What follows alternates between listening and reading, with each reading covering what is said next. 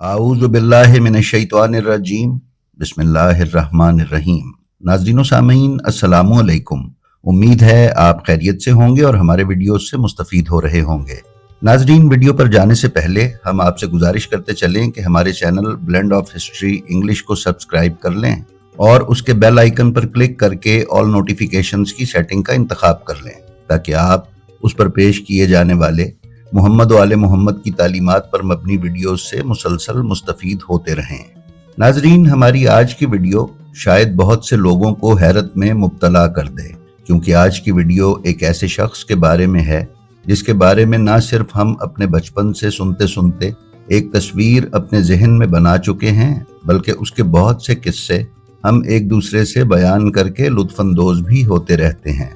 ये शख्सियत कोई और नहीं, बहलोल दाना हैं। कूफा में पैदा होने वाले बहलोल का असल नाम वहब बिन अमर और ताल्लुक अरब कबीले बनु अमान से था। उनके वालिद छठे इमाम जाफर सादिक अलैहिस्सलाम के शागिर्द थे, लेकिन कुछ वक्त सातवें इमाम मूसा काजिम अलैहिस्सलाम की सोहबत में भी गुजारा। बहलोल का शुमार इमाम मूसा काजिम अलैहिस्सलाम के मुहिब्बीन में होता था। जब खलीफा हारून अब्बासी ने इमाम मूसा काजिम अलैहिस्सलाम को कैद करने के बाद उनके मानने वालों के खिलाफ कार्रवाइयां शुरू की, तो वहाब और कुछ दूसरे लोगों ने इमाम से कैद खाने में मुलाकात करके आइंदा के लिए हिदायत मांगी। इमाम आली मकाम ने जवाब में सिर्फ एक लफ्ज जीम लिख कर अपने अकीदतमंदों के हवाले कर दिया। हर शख्स ने जीम को अपने अपने अंदाज में लिया। कुछ ने उसे जिला वतन समझा और अपना वतन छोड़ दिया और रूपोश हो गए। बाज ने उसके मानी जबल यानी पहाड़ों में रूपोशी इख्तियार करने को लिया, लेकिन वहाब ने उसे जुनून यानी मजनूनियत में तब्दील कर दिया। उन्होंने अपनी शाहाना जिंदगी तर्क की और फटे पुराने कपड़े पहनकर गलियों में निकल आए और फकीराना हुलिये में बगदाद की गलियों में फिरना शुरू कर दिया। अहले बगदाद ने आपको बहलोल मजनून के नाम से पुकारना शुरू कर दिया और इस तरह आप हारून अब्बासी के अताब से महफूज हो गए। वो बैक वक्त एक फलसफी और एक तारिकुद दुनिया दरवेश थे। उनका कोई घर कोई ठिकाना नहीं था। वो उमूमन शहर में नंगे पांव फिरते और जिस जगह थक जाते थे वहीं डेरा डाल लेते थे। लोग उनके पीछे पीछे फिरते रहते थे। वो जब किसी जगह बैठ जाते तो लोग उनके गिर्द घेरा डाल लेते, जिसके बाद बहलोल दाना बोलते रहते थे और लोग उनके अकवाल लिखते रहते थे। ये अपनी लकड़ी की लठ को घोड़ा बनाकर बच्चों के साथ खेलते और कभी कभी उस लठ से किसी को एक दो रसीद भी कर दिया करते।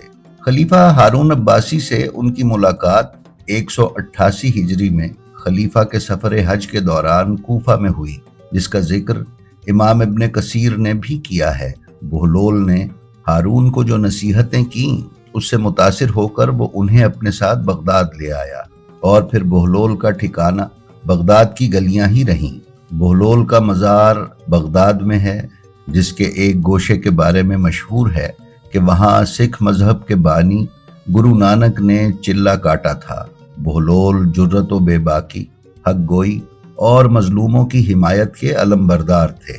आप उस दौर में हुक्मरान तबके पर खुले बंदों तनकीद करते जब कोई उसके खिलाफ जबान खोलने का तसव्वुर भी नहीं कर सकता था। उनकी बेमिसाल दानिशमंदी और जहानत ने कभी ये मौका नहीं दिया कि उनके किसी लफ्ज पर गिरफ्त की जा सके। वो हैरत अंगेज दीवानगी का भरम भी रखते थे। दीवानगी के पर्दे में छुपी दानिश भी लोगों पर अयां करते। आपने दीवानगी और फरजानगी को कुछ ऐसे करामाती अंदाज में हम आहंग किया कि वो ना सिर्फ उनकी जान की जामिन बनी, बल्कि मजलूमों की हिमायत का एक मौसर जरिया भी और हुकूमत वक्त पर खुली तनकीद भी बन गई। तारीख के सफ़हात में आप एक ऐसा हैरत अंगेज किरदार हैं जो दीवाना है और लोग उनके फजलो कमाल के कायल भी हैं। आप पागल कहलाते, मगर मुश्किल मसलों में उनकी राय को अहमियत भी दी जाती। बहलोल का पहला जिक्र मशहूर अरब फलसफी अल जाहिज की किताब अल बयान में मिलता है। हिकायात के मुताले से ان کے جو خد و خال ابھرتے ہیں وہ ایک غیر معمولی ذہین، دانشمند اور عاقل شخص کے ہیں۔ وہ حقیقی معنوں میں خدا رسیدہ عالم، نابغہ روزگار اور بہترین حصے مزاح رکھتے تھے۔ ناظرین، یہ ہے وہ عام تأثر جو کچھ کتابوں میں حضرت بہلول دانا کے بارے میں بیان کیا گیا ہے۔ حضرت بہلول سے بہت سے دلچسپ واقعات منسوب کیے جاتے ہیں اور ہمارے شیعہ ذاکرین نہایت شد و مد اور عقیدت کے ساتھ جناب بہلول کے واقعات ممبروں سے بیان کرتے اور جناب بہلول دانا کو آل محمد کا دیوانہ ثابت کرنے کی کوشش کرتے ہیں۔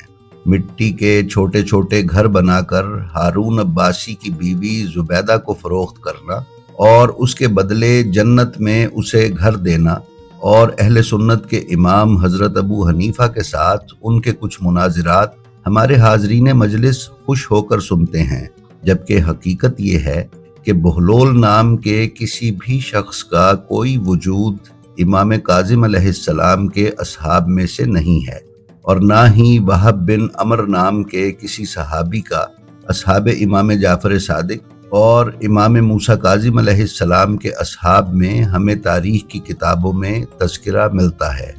ناظرین، اگر ہم بالکل شروع کی کتب رجال اٹھا کر دیکھیں تو ہمیں اس نام کا کوئی شخص امام موسیٰ کاظم علیہ السلام یا امام جعفر صادق علیہ السلام کے اصحاب میں نہیں ملتا۔ ہاں، صوفیوں نے اپنے لیے بہلول نام کا ایک ہیرو ضرور تخلیق کیا تھا، جس کو وہ لوگ بہلول دانا کہتے تھے۔ جیسا کہ ہم نے ذکر کیا ہے کہ سب سے پہلے جس شخص نے بہلول کا ذکر کیا وہ اہل سنت عالم دین جاحظ تھے، جنہوں نے اپنی کتاب البیان میں اس کا ذکر کیا۔ پھر ابن قتیبہ نے عیون الاخبار میں اور ابن عبدربہ نے عقد الفرید میں نقل کیا ہے۔ ناظرین، صوفیوں نے اس کریکٹر کو خوب اچھالا۔ صوفی شعراء جیسے کہ سعدی، شمس تبریزی وغیرہ اور سنائی نے اس کو ہیرو کے طور پر متعارف کروایا۔ اسی لیے آپ کو بہلول کے تقریباً تمام واقعات سلسلہ صوفیہ سے متعلق پڑھنے کو ملتے ہیں۔ ہمارے شیعوں نے بہلول کو ملنگ، درویش اور فقیر کے طور پر لیا ہے۔ شیعہ منابع اس شخص کے نام سے بھی آشنا نہیں تھے۔ سب سے پہلے اس شخص کا ذکر ہمارے ہاں جس نے کیا وہ قاضی نور اللہ شوستری تھے، جو ایک بلند پایا عالم و مناظر تو تھے، لیکن وہب بن عمر المشہور بہلول دانا کے معاملے میں علمی ٹھوکر کا شکار ہوئے۔ بظاہر یہ معلوم ہوتا ہے کہ انہوں نے صوفیوں کے اس کریکٹر کو امام صادق علیہ السلام کے ایک صحابی بہلول بن محمد کے ساتھ خلط ملط کر دیا، اور ہم شیعہ حضرات اس معاملے میں بھیڑ چال کا شکار ہو گئے۔ قاضی نور اللہ شوستری علیہ الرحمہ کے بہلول کو اپنا لینے کے بعد تو شیعوں میں جیسے رواج ہی چل پڑا۔ بہلول کی دانائی کے قصے جو صوفیوں کی کتب میں معروف تھے، ہمارے ممبروں سے بھی بیان ہونے لگے۔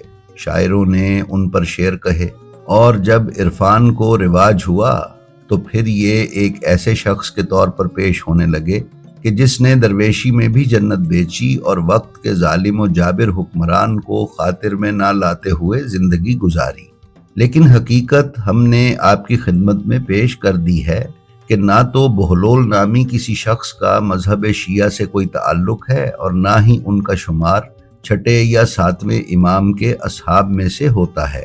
بہلول سے متعلق واقعات مستند ماخذ میں دستیاب نہیں ہیں، بلکہ اکثر صوفیوں نے سینہ بسینہ نقل کیے ہیں، جنہیں لوگوں نے کتابوں میں لکھ کر ان کو مستند کرنے کی کوشش کی ہے اور بہلول کو شیعہ اور آل محمد کا دیوانہ اور اصحاب امام میں شمار کرنے کی کوشش کی ہے۔ جی تو ناظرین، یہ تھی ہماری آج کی ویڈیو۔ ہمیں امید ہے یہ آپ کو پسند آئی ہوگی۔ اگر آپ کو ہمارا کوئی بھی ویڈیو پسند آئے تو اسے اپنے حلقہ احباب میں شیئر کر کے علوم محمد و آل محمد کی ترویج و اشاعت میں حصے دار بنیں۔ ہماری آپ سے یہ درخواست ہے کہ آپ اپنا اور اپنے متعلقین کا بے حد خیال رکھیں اور اللہ کی مخلوق میں آسانیاں تقسیم کرتے رہیں۔ اللہ آپ کا حامی و ناصر ہو۔ السلام علیکم۔